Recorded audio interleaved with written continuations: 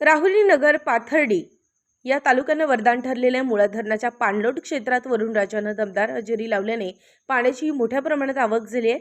मुळा धरणाची एकूण साठवण क्षमता 26,000 दशलक्ष घनफूट 26 TMC आहे। आज दिनांक 24 ऑगस्ट 2024 रोजी मुळा धरणाच्या जलाशय परिचालन सूची ROS नुसार पाणीसाठा नियंत्रित ठेवणे आवश्यक आहे। त्यानुसार आज 24 ऑगस्ट रोजी सायंकाळी 8:30 वाजता मुळा नदी पात्रातील विसर्ग 13,000 क्युसेकने वाढवून 15,000 क्युसेक करण्यात आला आहे। आपत्कालीन परिस्थितीमध्ये आवश्यकता भासल्यास मुळा धरणातून नदी पात्रामध्ये टप्प्याटप्प्याने विसर्ग वाढवण्यात येईल। तरी याबाबत मुळा नदीकाठच्या गावांना जाहीर आवाहनाद्वारे सूचित करण्यात येत आहे।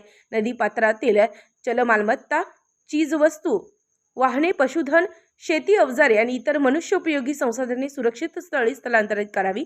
नदीपात्रात प्रवेश करू नये, कुठलीही जीवित आणि वित्तहानी होणार नाही याबाबत दक्षता घ्यावी, असं आवाहन मुळा पाटबंधारे विभाग अहमदनगरच्या कार्यकारी अभियंता कुमारी सायली पाटील यांनी केलं आहे। उत्तर महाराष्ट्र न्यूज नेटवर्कसाठी जालिंदर डोकणे, राहुरी।